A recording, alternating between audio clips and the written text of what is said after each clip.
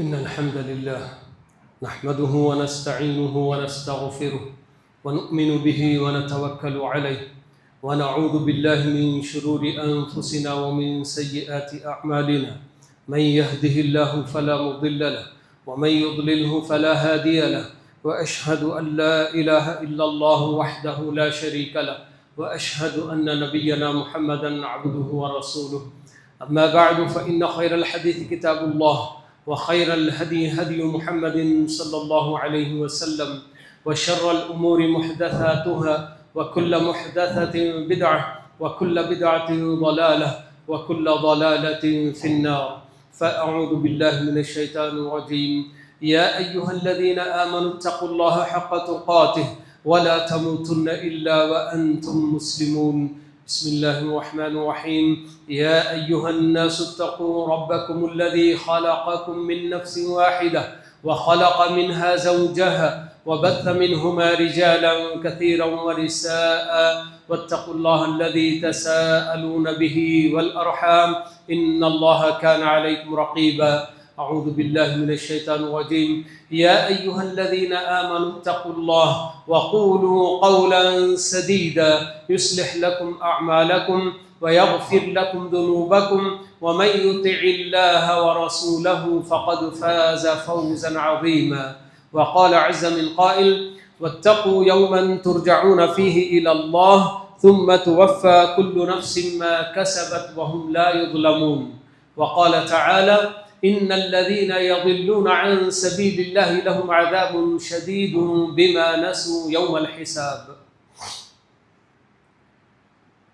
بزرگان محترم اور عزیز نوجوانان ملت اور قابل احترام اسلامی ماں اور بہنوں، ابھی امت مسلمہ اسلام کے ایک اہم رکن کی ادائیگی کو دیکھی ہے۔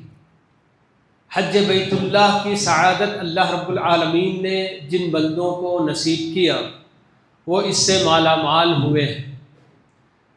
مگر ہمارے اپنے دین میں کچھ ایسی بھی باتیں بتائی گئی ہیں، ایسے اعمال ہم کو بتائے گئے ہیں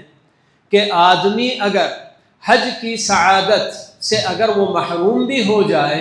تو تب بھی اس کے لیے اپنی جگہ پر بیٹھے بیٹھے حج و عمرے کا اجر و ثواب اس کو مل سکتا ہے۔ ایسی کچھ باتیں بتائی گئی ہیں کہ جن میں سب سے ایک اہم دو تین باتیں جو بالکل صحیح احادیث سے ثابت شدہ باتیں ہیں، تو اس میں سے ایک بات کہ اگر کوئی بندہ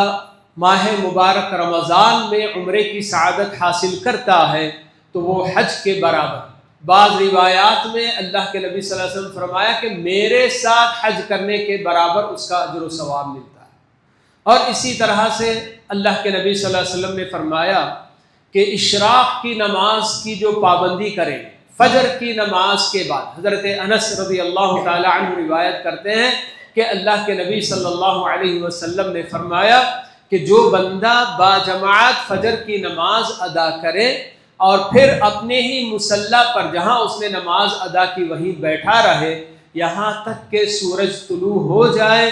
اور پھر اس کے بعد 2 رکعت چاشت کی نماز اشراق کی نماز اگر پڑھتا ہے تو اس بندے کے لیے بھی حج و عمرے کا مکمل اجر ملے گا انشاءاللہ۔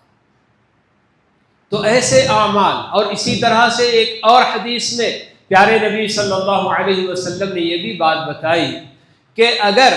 کوئی بندہ اللہ کے کسی گھر کی طرف جاتا ہے، مسجد کی طرف جاتا ہے، اور مقصد اس کا یا تو خیر سیکھنا یا سکھانا ہو، تو ایسے بندے کے لیے بھی اجر بالکل حج کا مکمل اجر انشاءاللہ ملے گا، یہ بھی جو بتایا گیا ہے۔ تو بہرحال ہمیں حج، اگرچہ کہ بہت سارے اللہ کے بندے ایسے ہوتے ہیں کہ جن کی تڑپ حج بیت اللہ کے لیے بہت زیادہ ان کے اپنے دل میں تڑپ ہوتی ہے، مگر ان کو موقع نہیں مل پاتا ہے۔ تو ایسے بہت سارے کام ہمیں بتائے گئے کہ ان کو اگر ہم انجام دیں تو ایسی صورت میں ہمارے لیے حج و عمرے کا اجر و ثواب بھی مل سکتا ہے۔ حضرات و خواتین، حج بیت اللہ ایک ایسی عبادت کہ جسے انجام دینے کے بعد آدمی خاص کر ایک حاجی، اس کی اپنی گویا کہ اثر نو نئی ولادت ہوتی ہے، کیونکہ اللہ کے نبی صلی اللہ علیہ وسلم نے جیسے کہ فرمایا ہے کہ من حج فلم یرفث ولم یفسق رجع کیوم ولدتہ امہ، کہ جو بندہ حج کیا اور اپنے حج کے اندر فسق و فجور کے کاموں سے اور بے حیائی کے کاموں سے بچا رہا تو وہ جب واپس لوٹے گا اپنے گھر تو اس حال میں لوٹے گا گویا کہ اس کی ماں نے اسے اسی وقت جنا، یعنی کہ وہ تمام گناہوں سے بالکل پاک ہو صاف ہو کر، جیسے ایک نو مولود ایک بچہ جب اپنی ماں کے پیٹ سے جنم لیتا ہے تو اس پر کسی طرح کا کوئی گناہ نہیں ہوتا، اس طرح سے وہ گناہوں سے پاک ہو کر لوٹتا ہے۔ تو گویا ایک اپنی زندگی کا ایک نیا صفحہ گویا کہ حاجی شروع کرتا ہے۔ تو یہ بہرحال حج بیت اللہ کی عبادت، جس سے کہ ابھی اللہ کے وہ بندے جن کو اللہ تعالیٰ نے سعادت یہ نصیب کی تو وہ فارغ ہوئے ہیں، ادا کیے ہیں، لیکن اس عبادت کے اندر ہمارے لیے جو بہت سارے سبق ہیں تو ان میں دو باتیں یہاں آپ کے سامنے، جو کہ ہمارے لیے صرف حج کے دوران نہیں بلکہ ہماری اپنی پوری زندگی میں اس کی ضرورت ہوتی ہے، اس کو میں آپ کے سامنے رکھنا چاہوں گا۔ حج بیت اللہ کے اندر جو کئی سبق ویسے ہم کو تو اس سے ملتے ہیں، لیکن دو بڑے بڑے ایسے سبق ملتے ہیں کہ ایک مسلمان کی زندگی کے لیے وہ دونوں باتیں انتہائی اہم ہوتی ہیں۔ پہلا سبق کہ حج بیت اللہ کرنے والا، ہم دیکھتے ہیں کہ جو بھی حج کے لیے جاتا ہے اور حج کرنے کا جو طریقہ اس کو بتایا جاتا ہے، بلا چوں چرا کے اللہ رب العالمین کا حکم اور اللہ کے نبی صلی اللہ علیہ وسلم نے یہ طریقہ اس کا بتایا، یہ سوچ کر بالکل بغیر کسی اعتراض کے، بغیر چوں چرا کے اس کو قبول کر کے ویسے ہی کرتا چلا جاتا ہے۔ جب آدمی سے کہا جاتا ہے کہ آپ حج یا عمرہ کرنا چاہیں تو آپ اپنے قیمتی پوشاک اور لباس سے عاری ہو کر صرف دو چادریں آپ کو لپیٹ لینی ہوگی اپنے جسم پر، اور اسی طرح سے جب آپ کعبۃ اللہ پہنچیں گے تو وہاں آپ کو کعبۃ اللہ کا 7 چکر لگانا ہوگا، صفا مروہ کے درمیان سعی کرنی ہوگی، عرفے کے میدان میں آپ کو جا کر ٹھہرنا ہوگا، مینا میں آپ کو قیام کرنا ہوگا، جمرات کو کنکری مارنی ہوگی۔ ایسی جتنی بھی باتیں بتائی جاتی ہیں، کبھی کوئی حاجی یا کوئی بھی مرد عورت جوان بوڑھا کبھی کوئی اعتراض نہیں کرتا کہ آخر ایسا کیوں کرنا ہے۔ ان سب کے سامنے بس ایک ہی بات یہ ہوتی ہے کہ اس عبادت کی ادائیگی کا یہ طریقہ پیارے نبی صلی اللہ علیہ وسلم نے ہمیں بتایا، اور آپ نے جو طریقہ بتایا وہ اللہ کے حکم سے آپ نے بتایا ہے، تو اللہ کا حکم سمجھ کر بالکل بغیر کسی اعتراض کے ہر کام کے آگے یا ہر حکم کے آگے بندہ سر جھکا کر اس کو مان کر چلتا ہے۔ تو یہ سبق ایسا سبق ہے کہ ہمیں یہ بات یاد دلاتا ہے کہ اسی طرح سے ہماری اپنی روزمرہ کی زندگی میں بھی اللہ رب العالمین نے ہمیں بہت سارے احکام دیے ہیں، ہمارے اپنے کھانے پینے کے تعلق سے، پہننے اوڑھنے کے تعلق سے، سونے جاگنے کے تعلق سے، اور ہمارے اپنے ہر کام کے تعلق سے۔ کوئی بھی کام ایک انسان کا ایسا نہیں ہو سکتا ہے کہ جس کے بارے میں ہم یہ کہیں کہ اس میں اللہ تعالیٰ کا کوئی حکم نہیں ہے، ایسا نہیں ہے۔ ہر کام کہ بندے کو کیسے کرنا چاہیے، اس کا کیا جو ہے طریقہ ہوگا، ہر چیز اللہ رب العالمین نے ہمیں جو ہے کہ احکام کی شکل میں دیے ہیں۔ ہمارے اپنے شادی بیاہ کے معاملات ہوں، ہماری اپنی تجارتیں ہوں، ہمارے اپنے معاملات ہوں، ہر چیز کے لیے اللہ رب العالمین کا حکم موجود ہے۔ تو پھر ہمیں سوچنے کی ضرورت ہے کہ جیسے حج اور عمرہ کے وقت ایک حاجی اور عمرہ کرنے والا اللہ کا حکم ہے، اس سے ہٹ کر مجھے کوئی اور کام نہیں کرنا ہے اور اسی طریقے پر کرنا ہے، جب وہاں آدمی سر جھکاتا ہے تو بالکل اسی طرح سے ہماری اپنی زندگی کے ہر کام میں جب اللہ رب العالمین نے ہمیں حکم دیا ہوا ہے تو پھر وہاں کیوں نہیں ہم اللہ کے حکم کو آگے رکھ کر اپنی خواہشات کو کیوں نہیں دباتے؟ لیکن عام طور پر دیکھنے میں یہی بات آتی ہے کہ اللہ رب العالمین کے احکام جو واجبات کی شکل میں ہوتے ہیں، کہ اللہ تعالیٰ نے جن کاموں کو ہمارے اوپر فرض کیا ہے ان کی ادائیگی میں بھی بندے کوتاہی کرتے ہیں، اور بہت سارے گناہ کے کام، برے اعمال جن سے اللہ رب العالمین نے ہمیں روکا ہے، قریب جانے سے منع کیا ہے، تو ایسے کام ہمارے اپنے نفس کی جب خواہش ہوتی ہے تو آدمی انجام دے لیا کرتا ہے، وہاں اسے یہ بات یاد نہیں ہوتی کہ یہ اللہ رب العالمین کی خلاف ورزی میں کر رہا ہوں، واجبات میں کوتاہی کی بات ہو یا پھر منکرات اور منہیات کو انجام دینے کی بات ہو۔ یاد ہونا چاہیے کہ ہمیں اللہ رب العالمین نے ہمیشہ کے لیے اپنی زندگی میں اللہ تعالیٰ نے ہمیں واجبات کی ادائیگی کا حکم دیا ہے اور محرمات سے بچنے کا حکم دیا ہے۔ یہ تو عام زندگی کی جو ہے کہ ہر موڑ پر ہم کو یہ کام کرنا ہے،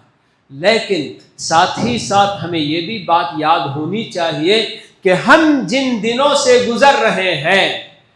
کون سا مہینہ ہے؟ یہ ذی الحج کا مہینہ ہے، اور ذی الحجہ کا مہینہ اللہ رب العالمین نے خصوصیت کے ساتھ ان کو حرمت والا مہینہ بنایا ہے۔ اللہ رب العالمین قرآن مجید میں بتاتے ہیں کہ ان عدت الشہور عند اللہ 12 شہرا،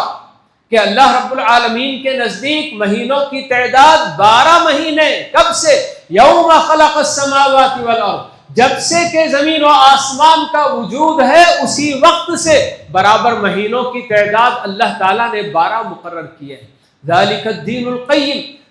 منہا 4 حرم، یہ اللہ تعالیٰ خود بتاتے ہیں کہ ان عدت الشہور عند اللہ 12 شہرا یوم خلق السماوات والارض منہا 4 حرم، ان 12 مہینوں میں سے 4 مہینے بڑے ہی حرمت والے مہینے ہیں، ذی قعدہ، ذی الحجہ اور محرم، یہ 3 مہینے لگاتار ہیں، اور چوتھا حرمت والا مہینہ رجب کا مہینہ ہے۔ تو اس میں اللہ تعالیٰ کی طرف سے ہمیں خاص حکم کیا دیا گیا؟ ذالک الدین القیم فلا تظلموا فیہن انفسکم، چنانچہ تم ان 4 حرمت والے مہینوں میں اپنے آپ پر رتی برابر بھی ظلم نہ کرو۔ آدمی سوچے گا کہ بھئی ظلم تو کسی اور پر کیا جاتا ہے، کوئی بھی آدمی اپنے آپ پر کیسے ظلم کر سکتا ہے؟ تو ہر آدمی جب اللہ رب العالمین کے احکام کی خلاف ورزی کرتا ہے تو سمجھو کہ وہ اپنے آپ پر ظلم کرتا ہے، اللہ تعالیٰ کے فرائض اور واجبات کو ادا نہیں کرتا، نمازوں میں کوتاہی کرتا ہے، اللہ تعالیٰ کے دیے ہوئے مال میں سے زکوٰۃ ادا کرنے میں اگر وہ کوتاہی کرتا ہے، یا اور بھی بہت سارے کام جیسے اللہ تعالیٰ نے ماں باپ کے ساتھ حسن سلوک کا حکم دیا ہے ان کے ساتھ بالکل، اور اسی طرح جتنے بھی اللہ تعالیٰ کی طرف سے فرائض و واجبات ہیں ان میں اگر کوتاہی کرے تب بھی بندہ اپنے آپ پر ظلم کرتا ہے، یا پھر جتنے حرام کام اللہ تعالیٰ نے ہمارے لیے حرام قرار دیے ہیں ان کو اگر انجام دیتا ہے تو وہ بھی تب بھی اپنے آپ پر ظلم کرتا ہے بندہ۔ تو اللہ تعالیٰ خصوصیت کے ساتھ ہمیں بتا رہے ہیں کہ یہ جو حرمت والے 4 مہینے ہیں تو ان میں تم اپنے آپ پر ظلم نہ کرو،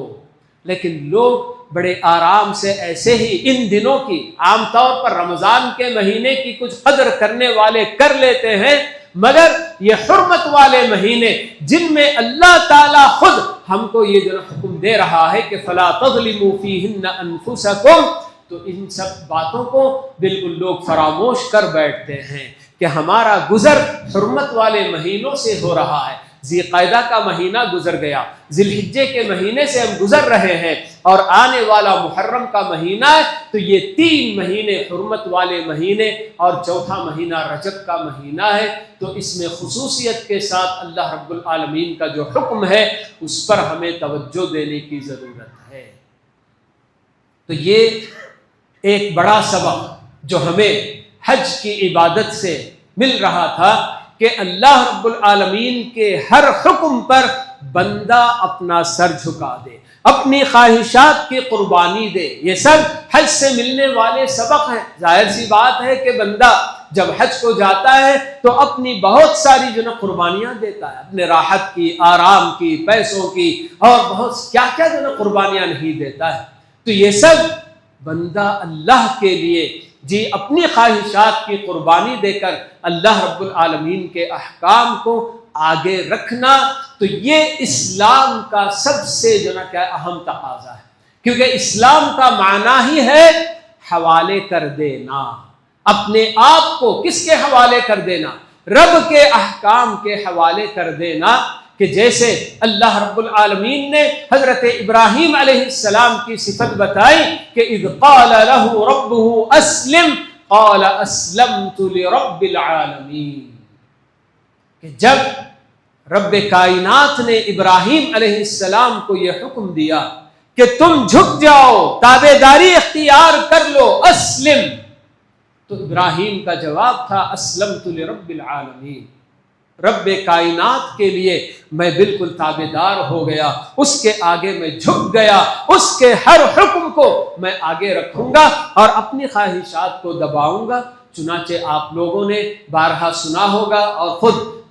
گزرے ہوئے ایام میں بہت سارے خطبات میں، تقاریر میں آپ نے یہ سب باتیں سنی ہوں گی کہ ابراہیم علیہ السلام نے کتنی بڑی بڑی قربانیاں نہیں دی اللہ رب العالمین کی مرضی کے لیے۔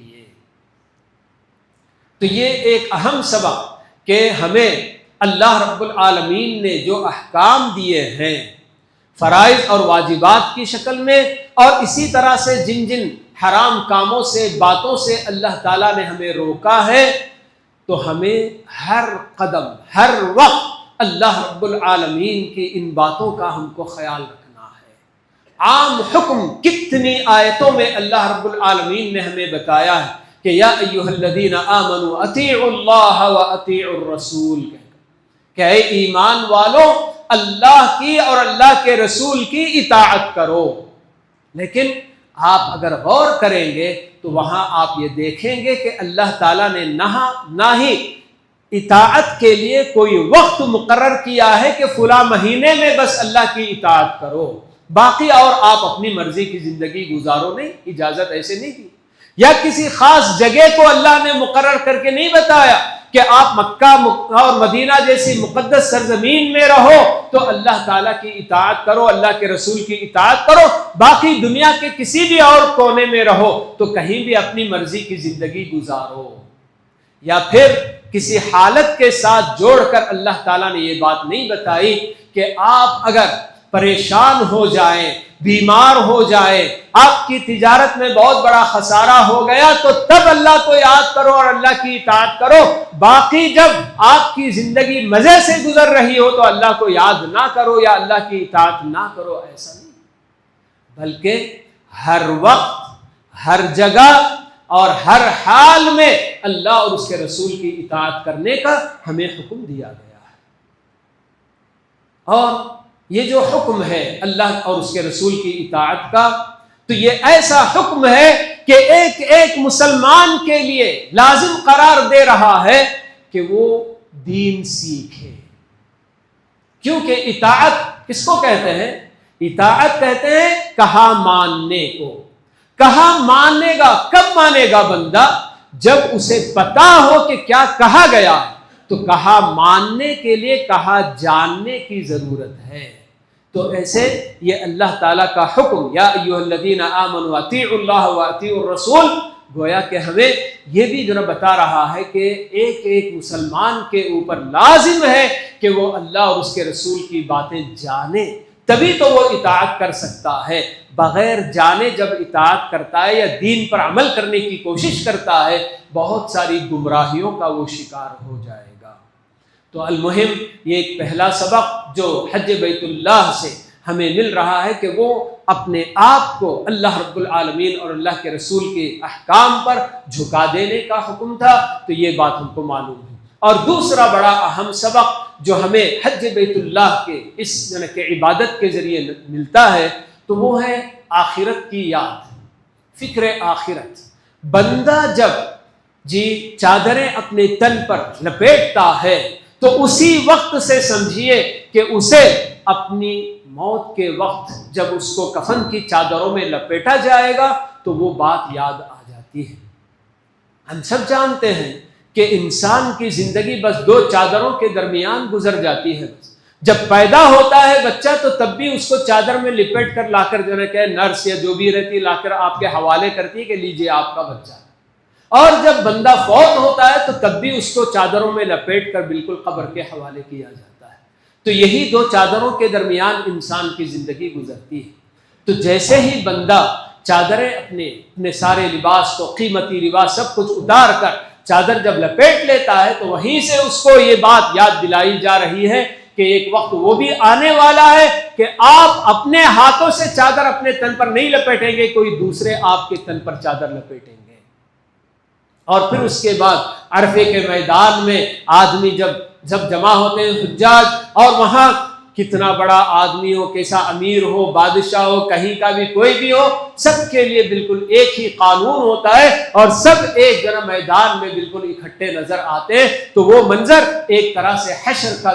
منظر ہم کو یاد دلا دیتا ہے۔ تو ایسے بہرحال ایک طرف سے یہ حج بیت اللہ کی عبادت کے ذریعے اللہ رب العالمین ہمیں آخرت کی فکر ہمارے اندر پیدا کرنا چاہتے ہیں، اور یہی وہ چیز ہے کہ اگر آدمی اس سے غافل ہو جائے، اس کو فراموش کر دے، تو پھر اللہ تعالیٰ کی نافرمانیوں میں وہ آگے بڑھتا چلا جاتا ہے۔ اگر کوئی بندہ پھونک پھونک کر قدم رکھنا ہے اور اللہ تعالیٰ کی مرضی کے مطابق مجھے زندگی گزارنی ہے تو ہمیشہ اس کے سامنے آخرت کی یاد تازہ ہونی چاہیے۔ یہی بات ہے کہ آخرت اس قدر اہم کہ قرآن کے آپ ہر صفحے میں کسی نہ کسی طریقے سے آپ آخرت کا تذکرہ ضرور آپ کو ملے گا۔ دیکھیں گے آپ اگر آپ بالکل ترجمے کے ساتھ جب آپ قرآن کریم پڑھیں گے تو اس وقت کسی نہ کسی حوالے سے ہر صفحے میں تقریباً آپ کو آخرت کا کچھ نہ کچھ ذکر آپ کو مل جائے گا۔ اس قدر آخرت کا اللہ تعالیٰ نے قرآن میں ذکر کیا ہے، حتیٰ کہ آخری پیغام جو اللہ رب العالمین نے ہم بندوں کے نام کیا وہ بھی فکر آخرت ہی کا پیغام ہے۔ سورہ بقرہ کی جو آیت میں نے آپ کے سامنے تلاوت کی، وَاتَّقُوا يَوْمًا تُرْجَعُونَ فِيهِ إِلَى اللَّهِ، اللہ تعالیٰ یہ آخری پیغام، قرآن مجید کی یہ آخری آیت ہے، نزول کے اعتبار سے، نازل ہونے کے اعتبار سے کہا جاتا ہے کہ اس آیت کے نازل ہونے کے بعد پھر وحی کا سلسلہ منقطع ہو گیا۔ تو آخری پیغام اللہ نے ہم بندوں کے نام جو کیا اس میں بھی اللہ تعالیٰ ہم کو یہی یاد دلا رہے ہیں کہ اس دن سے ڈرتے رہو جس دن کے تم سب اللہ تعالیٰ کی طرف لوٹائے جاؤ گے۔ وَاتَّقُوا يَوْمًا تُرْجَعُونَ فِيهِ إِلَى اللَّهِ،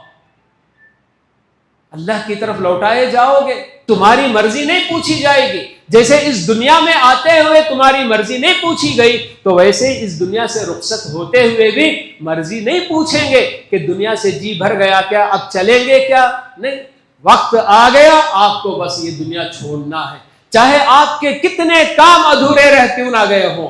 ہر حال میں آپ کو بس یہ دنیا چھوڑ کر جانا ہی ہے۔ تو اسی لیے ایک اور آیت جو میں نے آپ کے سامنے پڑھی وہاں بھی اللہ تعالیٰ یہی بتاتے ہیں کہ بے شک جو لوگ اللہ تعالیٰ کے متعین کردہ راستے سے بھٹکتے ہیں، دائیں بائیں ادھر ادھر سیدھا راستہ چھوڑ کر زندگی کے ہر کام میں اللہ نے جو طریقہ مقرر کیا ہے وہ چھوڑ کر دوسرا طریقہ جو اپناتے ہیں تو ان کے لیے سخت عذاب ہے۔ کیوں وہ اس طرح سے راہ بھٹکتے کیوں ہیں، راستے سے ہٹتے کیوں ہیں؟ اللہ نے بتایا بما نسوا یوم الحساب، ایک ہی بات یہ ہے کہ چونکہ وہ حساب کے دن کو فراموش کر چکے ہیں۔ حساب کا دن جب بندہ فراموش کر دیتا ہے تو پھر اس کی زندگی میں بہت ساری جو ہے کہ نافرمانیاں داخل ہو جاتی ہیں۔ اگر حساب کا وہ دن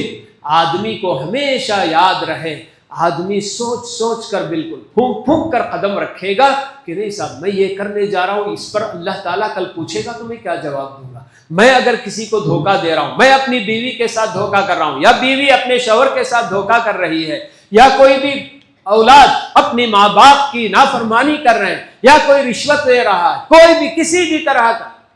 ہر برے کام کے وقت اگر یہ چیز یاد آ جائے کہ ایک دن وہ آنے والا ہے جب میرا پول کھل جائے گا، میں نے کیا کیا کیا سب بالکل سب کے سامنے اللہ تعالیٰ دکھا دے گا، تو کیا ہوگا؟ یہ آدمی کے دل میں جیسے ہی بات آئے گی فوراً وہ اپنی غلطی سے باز آنے کی کوشش کرے گا۔ تو اس لیے یہ جو نا دو بڑے اہم سبق میں نے آپ کے سامنے ذکر کیے، اگرچہ کہ ہو سکتا ہے کہ آپ نے پہلے بھی یہ سب باتیں سنی ہوں گی، لیکن یہ ایسی باتیں ہیں کہ ان کو بار بار یاد دلانے کی جو نا ضرورت ہے، یاد دہانی ان کی ہمیشہ ہونی چاہیے کہ بالکل ہمارا اپنا دین ہم سے بالکل جو نا کہ عمل چاہتا ہے۔ دین ہمارا صرف عقیدے کا نام نہیں ہے کہ بس آپ نے آمنت باللہ میں نے کہ کافی نہیں ہے، آمنت باللہ کے ساتھ کیا کہا گیا؟ ثم استقم ان الذین قالوا ربنا اللہ ثم استقاموا۔ یہ جو نا بہت اہم چیز ہے، صرف ربنا اللہ کہہ دینے سے کافی نہیں ہو، بلکہ اس پر جمے رہنا ہے اور اس کے جو تقاضے ہیں، عملی تقاضے، ان کو پورا کرنا ہے، یہ انتہائی ضروری ہے۔ تو اس لیے جی ہم ہمیشہ بالکل ہر وقت ہمارا کوئی بھی کام ہو، اس کام کے اندر اللہ کا کیا حکم ہے اور میں کیا کر رہا ہوں، بندہ یہ سوچ کر کیا کرے، اور ہمیشہ یہ بات ذہن میں رہے کہ ہاں ایک وقت وہ بھی آنے والا ہے جب میرا اس دنیا سے تعلق ختم ہو جائے گا اور میں اپنے رب کی طرف لوٹ کر جاؤں گا، اور اس کے روبرو ہر بندے کو اکیلے میں اللہ تعالیٰ بلائے گا اور اسے سوالات کرے گا۔ یہ سب باتیں ہم کو بتائی گئی احادیث میں۔ ہر بندے کو اپنے رب کے روبرو کھڑے ہو کر اپنی زندگی کا حساب دینا ہے، پل پل کا، بالکل لمحے لمحے کا ہم کو جو حساب دینا ہے۔ تو اس لیے یہ سب باتیں ہمارے اپنے لیے انتہائی ضروری ہے کہ اگر ہم آخرت کو ہمیشہ اپنے ذہن میں تازہ رکھ کر زندگی گزاریں گے تو ہماری زندگی انشاءاللہ سیدھے راستے پر گزرے گی۔ تو اللہ تعالیٰ سے دعا ہے کہ اللہ رب العالمین ہم میں سے ہر ایک کو بالکل اللہ رب العالمین کا ہر وقت، ہر حال میں اور ہر جگہ اس کی اطاعت و فرما برداری کرنے والا ایک مسلمان بندہ بنائے، اور ہمیں ہمیشہ آخرت کی فکر دامنگیر ہو، اور ہمیشہ سے ہم آخرت کو تازہ اس کی فکر کو اپنے ذہنوں میں تازہ رکھ کر زندگی گزارنے والے بندے بنے، تاکہ ہماری اپنی یہ دنیا کی زندگی اللہ رب العالمین کی مرضی کے مطابق گزرے۔ ہمیں قرآن کریم کی آیتوں میں جا بجا یہ جو نا بات بتائی گئی ہے کہ آخرت کی کامیابی یا ناکامی کا دار و مدار ہمارے اپنے دنیاوی اعمال پر ہی ہے۔ وہاں جو بھی بدلہ اچھا یا برا ہم کو دیا جائے گا، یہی کہا جائے گا کہ انما تجزون ما کنتم تعملون، کہ تمہیں وہی بدلہ دیا جا رہا ہے جو تم دنیا میں عمل کر کے آئے، اسی کا تم کو بدلہ دیا جا رہا ہے۔ تو اس لیے اللہ رب العالمین ہم سب کو ہمیشہ اس کی اطاعت و فرما برداری کرنے والا بندہ بنائے، اور ہمیشہ آخرت کو تازہ، اس کی یاد کو تازہ رکھتے ہوئے زندگی گزارنے والے اللہ کے بندے میں سے اللہ تعالی ہم سب کو شامل فرمائے۔ اقول قولی ھذا واستغفر اللہ لی ولکم ولسائر المسلمین من کل ذنب فاستغفروہ انہ ھو الغفور الرحیم۔